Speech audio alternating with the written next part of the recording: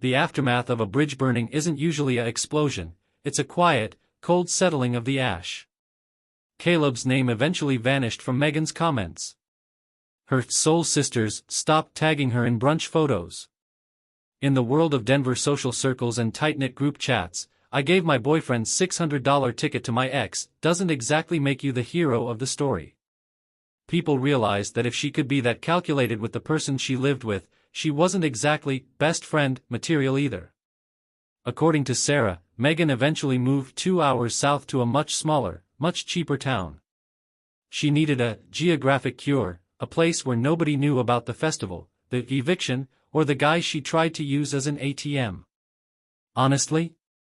Good for her. She needed the distance to realize that you can't build a life on someone else's foundation while looking over your shoulder at the past. The view from the peak. 6 months later, I headed back into the Rockies. It was autumn this time, the season where the aspens turn a blinding, metallic gold. I went for a solo hike near the same valley where the festival had been held. Standing at the overlook, watching the wind sweep through the pines, I thought about Megan. But the anger was gone. The petty satisfaction had faded into something much more valuable, clarity. She taught me exactly what I will never tolerate again. I learned that being the stable guy isn't an invitation for someone to treat me like a backup plan. I learned that ignoring red flags doesn't make them go away, it just makes the eventual crash more expensive. I still have that VIP wristband in a desk drawer at home.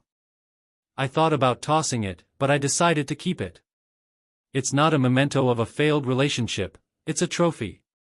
It's a reminder of the day I stopped asking for respect and started demanding it. A new chapter. Life looks a lot different now.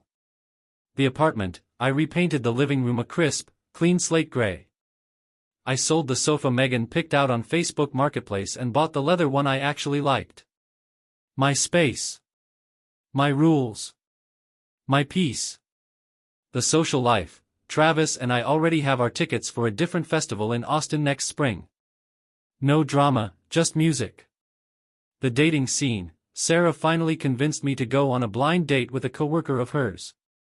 She's an architect, sharp, hilarious, and, get this, she actually insisted on splitting the bill for our first 3 dates. No exes in the background, no emergencies, just 2 people actually getting to know each other. I'm not rushing anything, but for the first time in years, I'm open to the right things.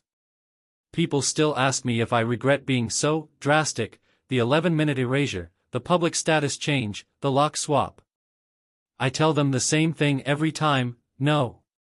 Megan made her choice in secret when she sent that text. I just made the consequences visible. Some people say I started a war, I say I bought a one-way ticket to freedom. And I'd make that trade every single time. A final note from the author. Hey, thanks for sticking through this journey with me. If there's one thing I want you to take away from this, it's that protecting your peace is not a crime. It's the highest form of self-respect. You are never petty for setting a boundary with someone who treats your kindness like a weakness. True healing starts the second you decide you're worth more than being someone's second choice. Take care of yourself, stay grounded, and remember, you deserve a partner, not a project. If this story resonated with you, drop a comment below, I'd love to hear your thoughts. And don't forget to subscribe for more stories about reclaiming your power. See you in the next one. She was wrong. By the time the sun sets tonight, I'll be halfway to the mountains with Travis, a cooler full of beer, and a single status that's already racked up 50 likes. Megan can have her vibes with Caleb. I'll keep the VIP life for myself. The ghost in my own relationship. Megan worked as a physical therapist, a solid career in a city like Denver, yet she was perpetually broke. Rent, utilities, the $200 grocery hauls at Whole Foods, it all landed on my credit card. Whenever I tried to suggest a more equitable split, she'd immediately weaponize her vulnerability. I don't make 6 figures like you, Ethan, she'd say, her eyes welling up. Do you actually want me to starve, or do you just like holding your success over my head? I'd always back down, feeling like a bean counter for wanting a partner who contributed. I thought this festival would be our turning point, a chance to disconnect from the noise and reconnect with each other. I'd mapped out the perfect scenic route through the Rockies, curated a 10-hour playlist of her favorite indie bands, and even pre-ordered her favorite organic snacks. I was doing all the emotional and financial heavy lifting to save a relationship she had already checked out of. The Valentine's Day betrayal. The festival ticket wasn't the first time Megan chose Caleb over me, it was just the most expensive. 3 months ago, for Valentine's Day, I pulled a miracle and landed a table at Stella's, a high-end Italian spot with a 3-month waiting list. I left work early, bought a bouquet of peonies, her favorite, and arrived home to find her on the couch in a baggy hoodie. "Oh, I totally forgot to tell you," she said, not even looking up from her phone. "Caleb's going through a really dark breakup. I'm going to grab some takeout and go sit with him. He really needs a friend right now. You're okay with that, right? You're so much stronger than he is." She was out the door before I could even process the words. I sat at that mahogany dining table alone, staring at $100 worth of flowers that eventually died in the vase. I never even got an apology. The $800 loan. Then there was the brake incident. Her SUV needed $800 in repairs, and she came to me in tears, promising to pay me back as soon as her bonus hit. A week later, she walked into the apartment sporting a brand new Series 9 Apple Watch.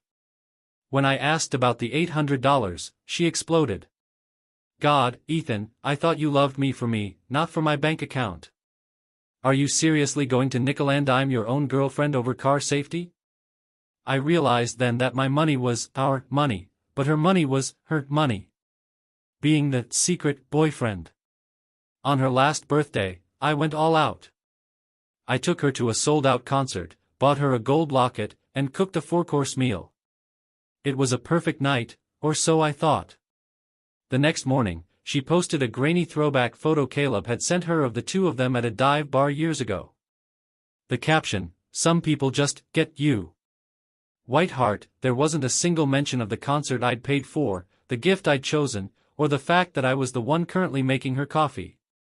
When I told her it hurt my feelings, she did what she always did, she labeled me jealous and controlling. #### the intervention. My buddy Travis saw it long before I did. We were grabbing beers a few weeks ago when I was venting about Megan ditching our Sunday hike to help Caleb move furniture.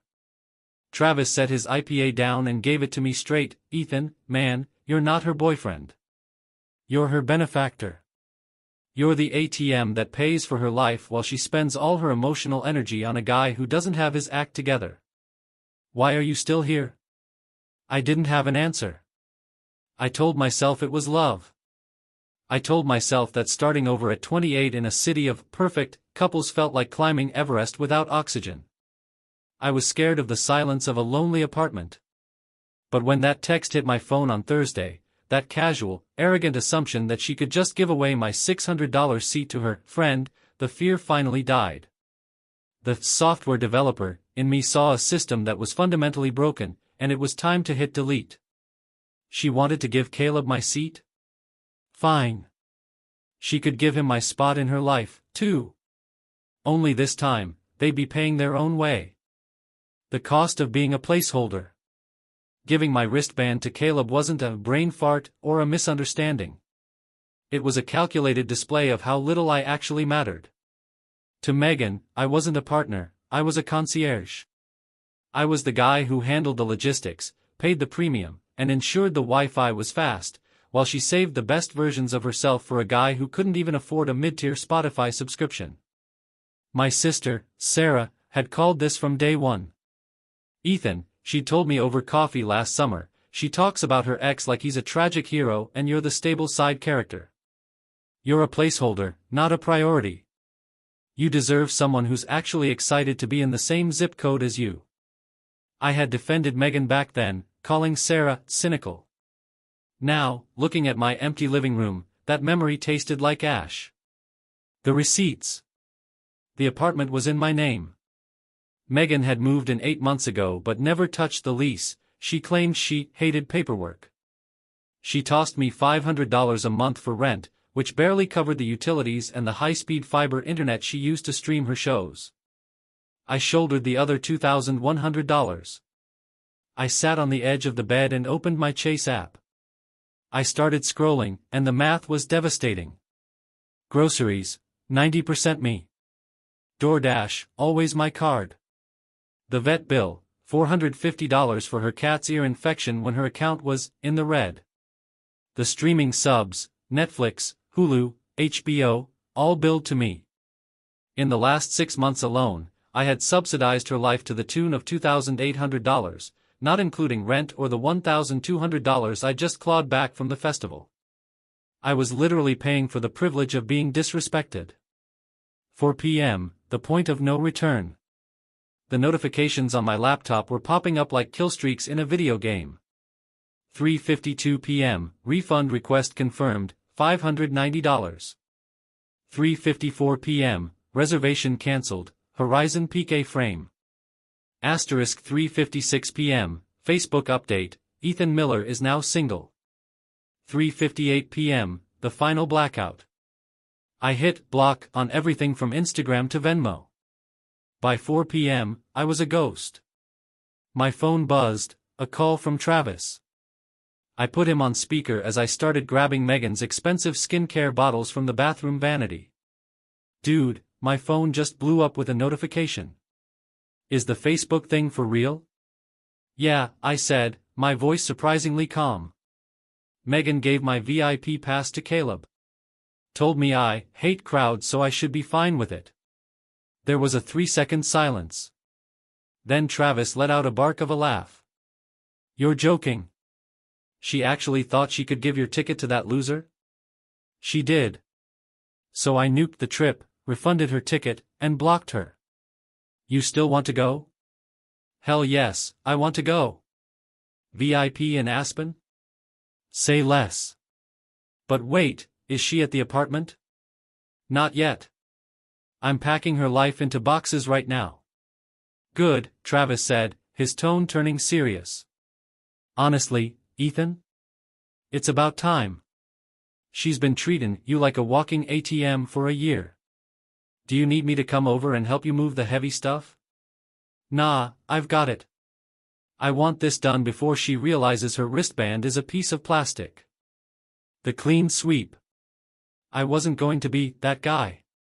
I didn't throw her clothes out the window or set fire to her overpriced yoga mats. I'm a professional. I grabbed 4 heavy-duty moving boxes from the hall closet. I packed her life with the same systematic efficiency I use to debug code. Box 1, the bathroom. Every serum, every palette, the Dyson Airwrap I bought her for Christmas. Box 2 and 3, the closet. The designer boots, the festival outfits she'd picked out for a trip she was no longer taking. Box 4, the miscellaneous items. The live, laugh, love decor I hated, her spare chargers, and that stupid smartwatch I'd paid for. I taped them shut and stacked them neatly by the front door. I wanted her to be able to walk in, see the boxes, and realize that her residency in my life had been officially revoked. At 5:30 p.m., a text from Sarah lit up my screen. Just saw the status change. Please tell me you finally realized your worth. I replied, she gave my ticket to Caleb. I canceled the whole world. I'm fine. Sarah's reply was instant, oh my God. I'm bringing over a bottle of the good bourbon. Don't you dare let her back in that door. By 6 p.m., the apartment was half empty, echoing, and for the first time in 2 years, it felt like mine again. I sat on the sofa, checked the festival app one last time, and saw the status of Megan's wristband, void. The silence was about to be broken. I knew she'd be home any minute. And for the first time in our relationship, I was the one holding all the cards. The silence in the apartment after 4 p.m. was heavy, but it wasn't lonely. It felt like a system reboot. I'd replaced the standard deadbolt with a smart lock earlier that week, a project I'd been meaning to finish since Megan lost her second set of keys. Her old physical key was now just a useless piece of brass. I sat on the sofa, ordered some street tacos on DoorDash, and pulled up the Horizon Peak Festival map. I looked at the acoustic forest stage, where I'd planned to spend Saturday afternoon because Megan loved indie folk. I closed that tab and highlighted the main stage instead. Travis and I were going to see the headliners. No compromises. No, it's too loud, complaints. My phone buzzed. A message request from a girl named Jenna, one of Megan's soul sisters from the clinic. Ethan, what the hell is going on? Megan is literally having a panic attack. She can't get into the apartment and she says you've gone totally dark. Pick up your phone, this is an emergency. I typed back with one hand while eating a taco. It's not an emergency, Jenna. It's a move out. Her things will be in the hallway tomorrow by 2 p.m. Tell her to bring a SUV. Then, I blocked Jenna, too. The 7:18 p.m. showdown. At 7:18 p.m., the silence shattered. A frantic, rhythmic pounding started on the front door. I checked the Ring camera on my phone. Megan was standing there, her face blotchy and eyes swollen. She looked like she'd been crying for hours, or at least trying to. Ethan. Open the door, she screamed, her voice muffled by the heavy oak. I know you're in there. My key isn't working, Ethan. Please. I didn't move. I turned up the volume on the NBA game. The squeak of sneakers and the roar of the crowd drowned out her shouting. I watched her through the camera as she tried the handle again and again, her frustration turning into a desperate sort of rage. Eventually, she gave up on the door and pulled out her phone. I could see her through the peephole, pacing the hallway. He's not answering, Caleb, she sobbed into the phone. He changed the locks. He's being a total psycho. I don't know what to do. I almost laughed. She was standing outside the home I paid for, calling the man I had just uninvited from my vacation, asking him for advice. The irony was poetic. By 8 p.m., the hallway was quiet. I waited 10 minutes, then opened the door and moved the 4 neatly packed boxes into the corridor. If she wanted her life back, it was right there between the elevator and the trash chute. The petty defense. Friday morning, 9 a.m. I was sipping coffee, getting ready for a 10 a.m. Zoom meeting, when the doorbell rang. I knew it was her. I opened the door, leaning against the frame with my mug in hand. Megan was still in yesterday's clothes. She looked exhausted, but the sadness had been replaced by a sharp, defensive edge. My stuff is sitting in the hallway like trash, Ethan, she hissed. You can't just end a 2-year relationship over a text message. It's cruel. I didn't end it, Megan, I said calmly. You ended it the second you gave my property to your ex-boyfriend because you thought I wouldn't mind. You treated me like a bank account, not a partner. She crossed her arms, her lip curling. Oh my God, is this really about the money? You're so incredibly petty. I would have paid you back for the ticket eventually. Just like I paid for everything else. Everything else? I pulled out my phone, opened the banking app, and turned the screen toward her. Let's look at the everything else. Over the last 6 months, I've covered $2,400 in your personal expenses. Groceries, your car's brake pads, your cat's vet bills, Valentine's Day flowers you never saw because you were comforting Caleb. You pay $500 for rent. I pay $2,000. Do you want to do the math, or should I? Her face flushed a deep, angry red. I didn't ask you to be my accountant. You did those things because you loved me. Now you're using them as weapons? You're just jealous of Drew because he actually understands me. I'm not jealous, Megan. I'm finished. I stepped back, preparing to close the door. This isn't about a wristband. It's about the fact that for 2 years, I was your safety net while he was your priority. You ditched our anniversary dinner for him. You missed my company gala to help him move a sofa. The festival ticket was just the last straw in a very long, very expensive haystack. Megan's eyes welled up again, that practiced, shivering sob she used whenever she was losing an argument. I can't believe you're doing this to me. After everything we've been through. We haven't been through anything, I said, my voice as cold as the mountain air I'd be breathing in tomorrow. I've been through it. You've just been along for the ride. The ride's over. Take your boxes. I closed the door, engaged the smart lock, and sat back down to my coffee. For the first time in years, the air in the apartment felt light. I had a festival to get to. I don't love you anymore, she sobbed, trying to regain the high ground. No, Megan, I said, looking her dead in the eye. You love the life I provide. You love the $1,200 cabins and the $600 VIP passes. There's a massive difference between loving a man and loving his bank account. Now, take your things. You have until Sunday to clear out the rest of this apartment, or it's all going to Goodwill. You can't kick me out, she shrieked, her voice dropping the sad girl act instantly. I live here. I have rights. Actually, I checked, I said, leaning against the doorframe. You never signed the lease. You aren't on the utility bills. Your mail still goes to your mom's house in the suburbs.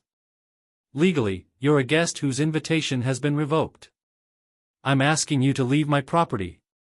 Her face twisted into a mask of pure spite. You're going to regret being such a petty prick, Ethan. I highly doubt that, I replied.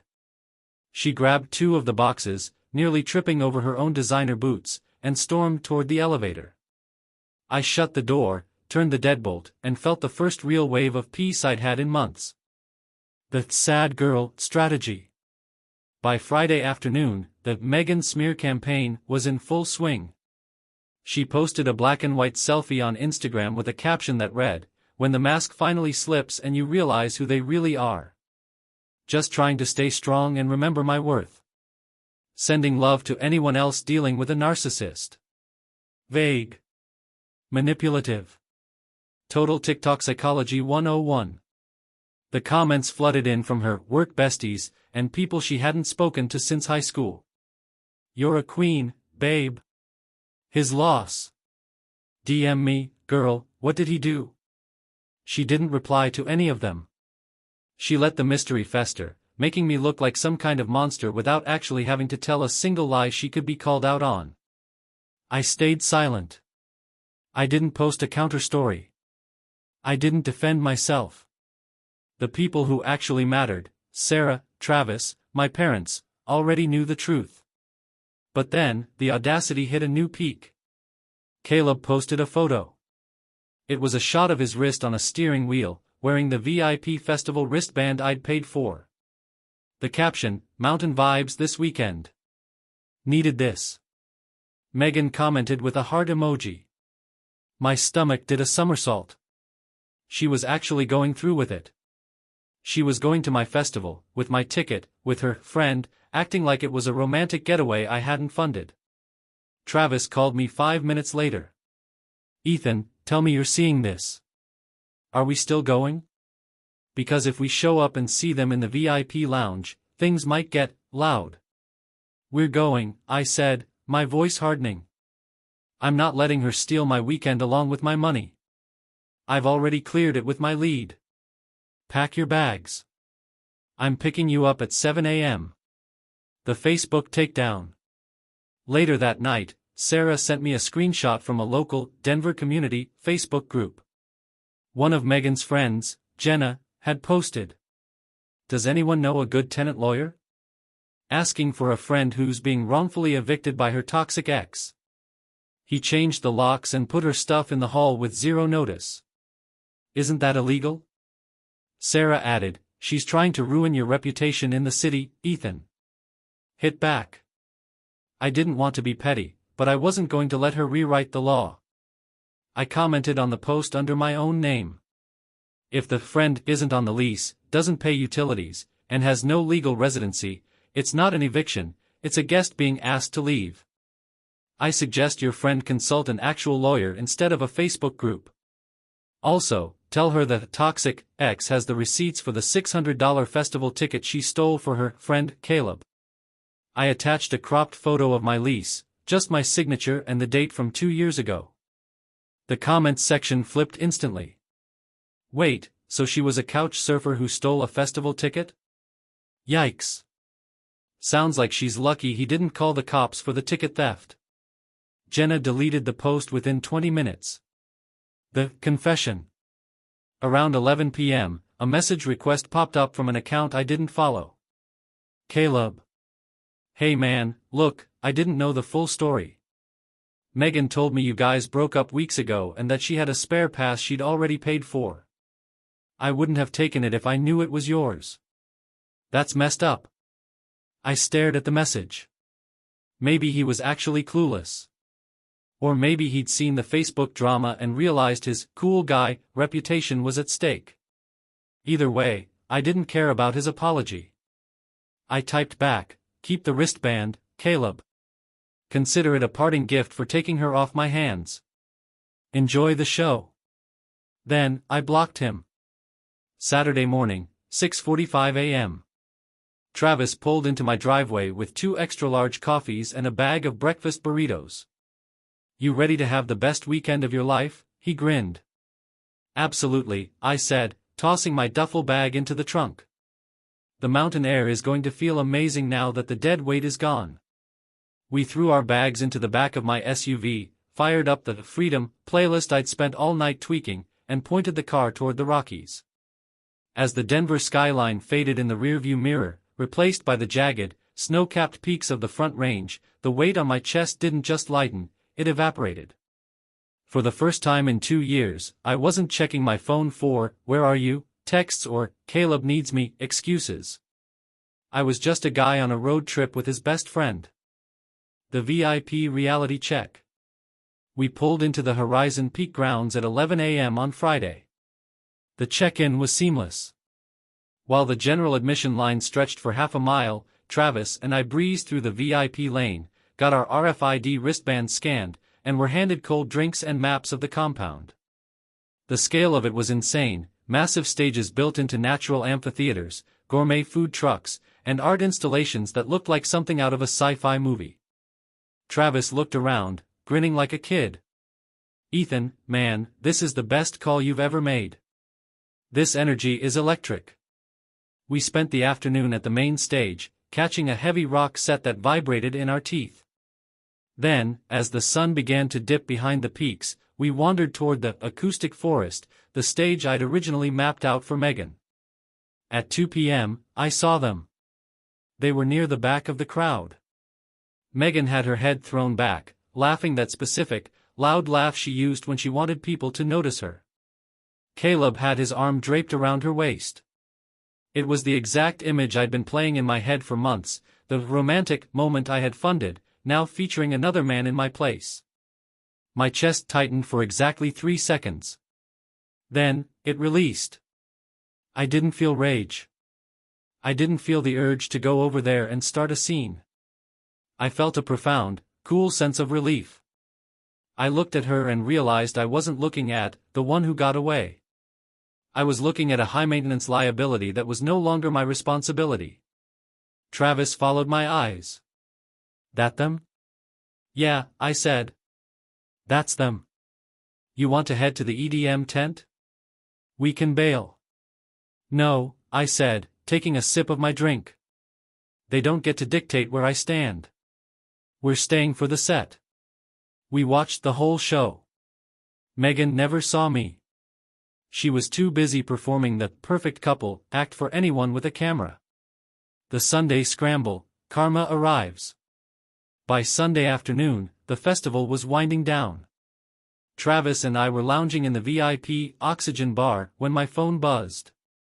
It was a DM from my sister, Sarah. Please tell me you're looking at Megan's Instagram right now. I opened the app. Megan had posted a solo shot of herself sitting on a rock, looking contemplative. The caption read, "Sometimes, the most important journey is the one you take alone. Learning to find peace in the silence." Sparkles. There was no Caleb. No heart emojis. No "best weekend ever" tags. Sarah followed up with a screenshot from Jenna's close friends story. Apparently, Caleb had met a group of girls from California at a late-night afterparty on Saturday and had literally ghosted Megan at the festival. He took his stuff and hitched a ride back to the city with them, leaving her stranded without a ride or a place to stay since I'd cancelled the A-frame. I leaned back and laughed so hard I nearly choked on my water. "What's the word?" Travis asked.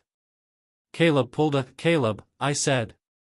He ditched her for a group of Coachella girls. She's currently finding herself because she has no other choice.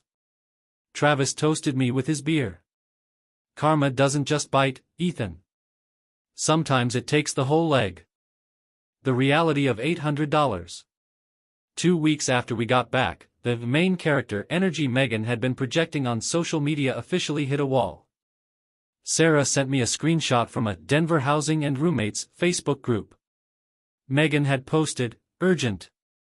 Looking for a room or a studio in LoDo or Highlands. Budget is $800 per month. Must be pet-friendly for my cat. Need to move in ASAP." The comments were a bloodbath. $800 for LoDo? Is this a post from 2005? Sweetie, you might find a parking spot for $800. Try looking an hour north in Greeley. Maybe ask that guy Caleb you were posting about? Oh wait. Apparently, Megan's mom had kicked her out after a week because Megan kept trying to sneak Caleb into the house at 2 a.m., despite her mom's "no exes" rule. She was couch surfing, broke, and realizing that $500 rent in a luxury apartment wasn't right, it was a gift she'd set on fire. I felt a tiny flicker of sympathy, then I remembered the $2,400 she still owed me. I remembered the way she'd handed my birthday gift to another man without a second thought. The sympathy died instantly. The final word. A month later, a mutual friend texted me. "Hey, I saw Megan today. She looked rough, man. She asked if I thought you'd be open to grabbing coffee just to clear the air and get some closure. She says she's realized she made a huge mistake." I didn't even have to think about it. I didn't need a closure talk. I had found my closure the second I hit confirm refund on her ticket. I replied with one word. No. I blocked the mutual friend. I went back to my code. My apartment is quiet, my bank account is healthy, and my VIP status in my own life is no longer up for negotiation. I'm doing just fine. The aftermath of a bridge burning isn't usually an explosion, it's a quiet, cold settling of the ash. Caleb's name eventually vanished from Megan's comments. Her soul sisters stopped tagging her in brunch photos. In the world of Denver social circles and tight-knit group chats, I gave my boyfriend's $600 ticket to my ex doesn't exactly make you the hero of the story. People realized that if she could be that calculated with the person she lived with, she wasn't exactly best friend material either. According to Sarah, Megan eventually moved 2 hours south to a much smaller, much cheaper town. She needed a geographic cure, a place where nobody knew about the festival, the eviction, or the guy she tried to use as an ATM. Honestly? Good for her. She needed the distance to realize that you can't build a life on someone else's foundation while looking over your shoulder at the past. The view from the peak. 6 months later, I headed back into the Rockies. It was autumn this time, the season where the aspens turn a blinding, metallic gold. I went for a solo hike near the same valley where the festival had been held. Standing at the overlook, watching the wind sweep through the pines, I thought about Megan. But the anger was gone. The petty satisfaction had faded into something much more valuable, clarity. She taught me exactly what I will never tolerate again. I learned that being the stable guy isn't an invitation for someone to treat me like a backup plan. I learned that ignoring red flags doesn't make them go away, it just makes the eventual crash more expensive. I still have that VIP wristband in a desk drawer at home. I thought about tossing it, but I decided to keep it. It's not a memento of a failed relationship, it's a trophy. It's a reminder of the day I stopped asking for respect and started demanding it. A new chapter. Life looks a lot different now. The apartment, I repainted the living room a crisp, clean slate gray. I sold the sofa Megan picked out on Facebook Marketplace and bought the leather one I actually liked. My space. My rules. My peace. The social life. Travis and I already have our tickets for a different festival in Austin next spring. No drama, just music. The dating scene. Sarah finally convinced me to go on a blind date with a coworker of hers. She's an architect, sharp, hilarious, and, get this, she actually insisted on splitting the bill for our first 3 dates. No exes in the background, no emergencies, just 2 people actually getting to know each other. I'm not rushing anything, but for the first time in years, I'm open to the right things. People still ask me if I regret being so drastic, the 11-minute erasure, the public status change, the lock swap. I tell them the same thing every time, no. Megan made her choice in secret when she sent that text. I just made the consequences visible. Some people say I started a war, I say I bought a one-way ticket to freedom. And I'd make that trade every single time. A final note from the author. Hey, thanks for sticking through this journey with me. If there's one thing I want you to take away from this, it's that protecting your peace is not a crime. It's the highest form of self-respect. You are never petty for setting a boundary with someone who treats your kindness like a weakness. True healing starts the second you decide you're worth more than being someone's second choice. Take care of yourself, stay grounded, and remember, you deserve a partner, not a project. If this story resonated with you, drop a comment below, I'd love to hear your thoughts. And don't forget to subscribe for more stories about reclaiming your power. See you in the next one.